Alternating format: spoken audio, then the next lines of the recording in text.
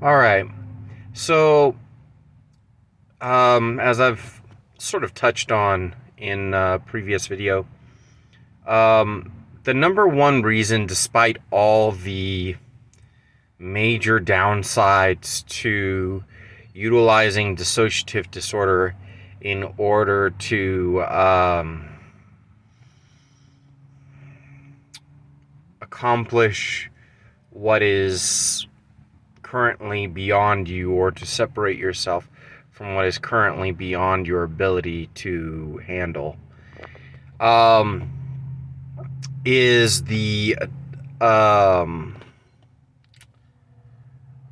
basically it's the inclination or the notion that we can make up for what is lost by pushing harder. And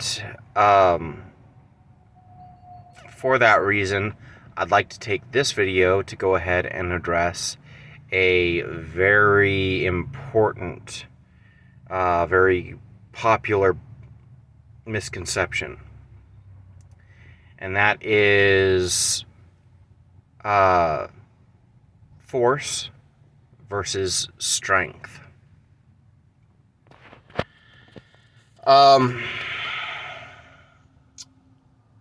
Honestly, I could go on and on about this for a ridiculously long period of time.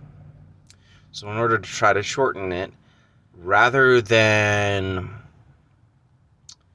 dictate as much, I plan on asking a series of questions, and then you can come to your own answers and realize the fallacy between these two for yourself. So, if a person is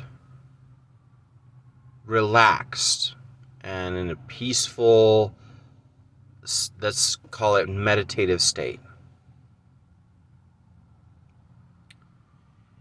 and someone comes up to them and threatens them with violence, they attempt to assault them,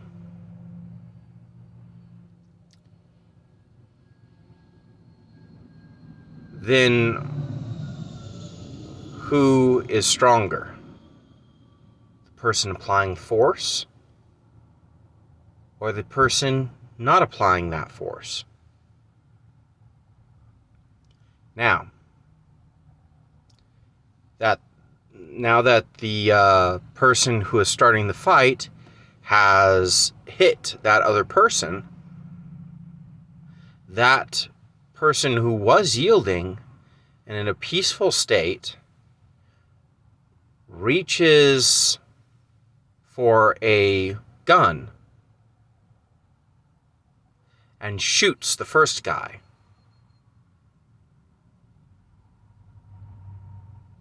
Now, who's stronger?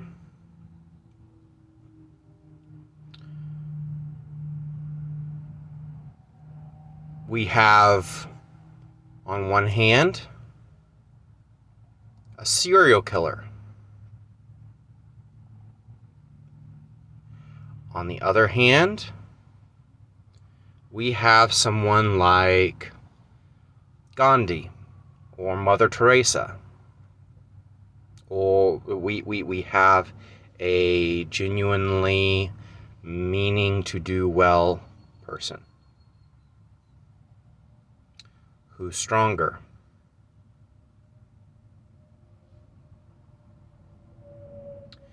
If we believe the serial killer to be stronger, and strength is inherently good, then we should all aspire to be just like that serial killer. If force is a prerequisite to strength, then to discharge our strength as force is not a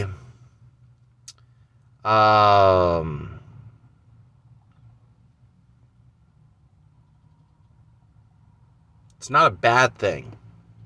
It's actually a good thing. To hurt one another is more admirable than to nurture one another.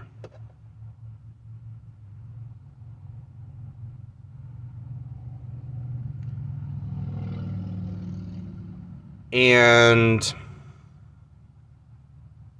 even though the building and discharging of that strength is most definitely easier than showing, what's the word that I'm looking for? Temperance of that force, or waiting. I'll give you another example. What about the person who has tightened their arm as tight as it can be? Can they move? Can that force be applied by them? Or is the force being applied on them more than from them?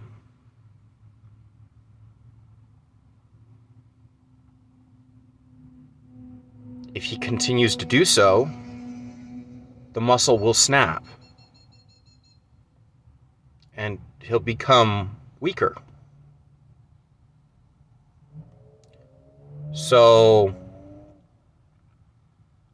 now the person who was doing nothing possesses more strength.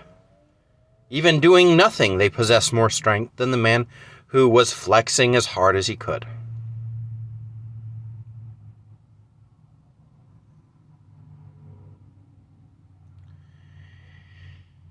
Basically, the long and the short of this video is, if we rely on force to be our only criteria for judging a person's strength, then there's really no reason for our society to look anywhere even remotely close to the way that it looks now. Classically, a dystopian future would actually be more akin to a utopian future by those standards.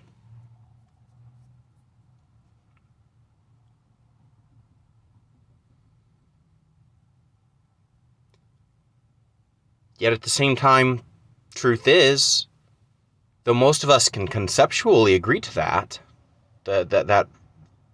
ideology that, if we depend solely on force to prove strength, then we really are screwed as a species. Most of us still practice that way of thought.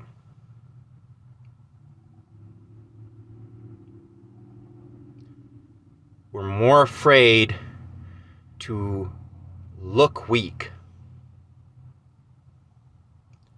than we are to be weak. Because we're already convinced that we're weaker. We're trying to prove we're not.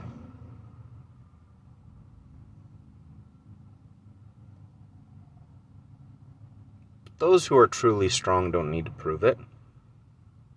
Like the man who was meditating. Is he stronger because he pulled out that gun and shot that man? Or would he be stronger for not doing that, for having the ability to do so but choosing not to? Which is the stronger of those two? What about intelligence? It's another one we tend to fall back on. We tend to think of strength as judged by a degree or, some other mode of measurement. But the fact of the matter is, knowledge can be passed on, it can be written down, it can be absorbed, but fact of the matter is, how many of you out there have heard good advice, who have read good advice, who have read and heard about a lot of smart people doing smart things, and even been taught to do a lot of more intelligent things than what you have done? You have chosen, rather, not to go through on those for whatever reason, because you wanted to prove your own way worked, because you were caught up in the moment and you weren't thinking right, you weren't thinking straight, because any number of different reasons. But the fact of the matter is, we've all been there. Wisdom, experience, the things that truly can be represented, or can be a representation of strength, of true strength, they don't get passed on so easily. It's something that you have to work for. It's something that you can't just work for in a sense of reading something in a book. You've got to work for it, as in when life gets hard and it becomes difficult to do what is more difficult, you decide, rather than going the easier route, to blaze a trail in a more difficult, or throughout a more difficult terrain. You take the more difficult option.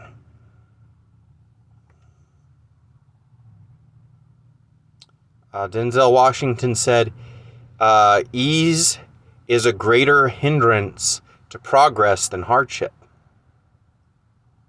Quite accurate. And there's no way to pass that on. That's a choice. That's a core character quality. That is a personal value. This is like a foundation for your identity. What kind of person will you be? Will you be the person who runs when things get hard, or will you be the person who sticks around and finds a way?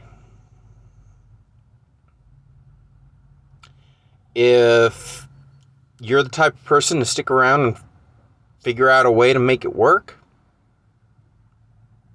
you're gonna develop strength. You may sacrifice multiple other things in the process, but you're going to develop strength. Will it be the kind of strength that other people acknowledge? Or will others determine, no, that kind of strength's stupid, that doesn't work, that doesn't mean anything, your strength isn't worth anything? Who knows? But I think that until we acknowledge that we can be strong in different ways, most of us are going to suffer as a result of the prejudices each and every one of us live by. That my strength is great and your strength is worthless. At least by comparison to mine.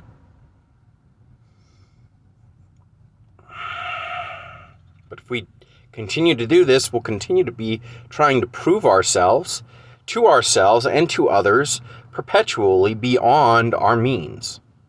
And that's essentially what dissociative disorder finds its origins in most of the time. It's our desire to make up for time, resources lost, experiences lost, at least in the recovery phase.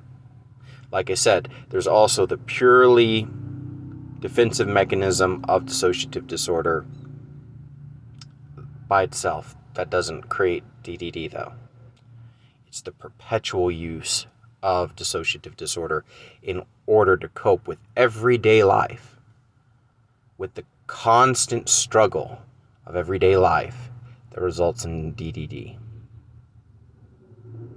So until we address the issue of force and strength and acknowledge that force is not a replacement or a prerequisite for an individual to be strong, that an individual is not weaker because they choose not to apply force, that there is a time for any given individual of any level of strength to be kind, to be nurturing, to be peaceful, to rest, to be happy, and just enjoy life. If we fail to acknowledge this, we really are doomed as a species. And our legacy will be one of self-destruction and stupidity. Sheer foolishness. I personally believe mankind is capable of more than that. I also believe mankind is turning a blind eye to that potential. Hopefully that changes. I'll see you in the next video.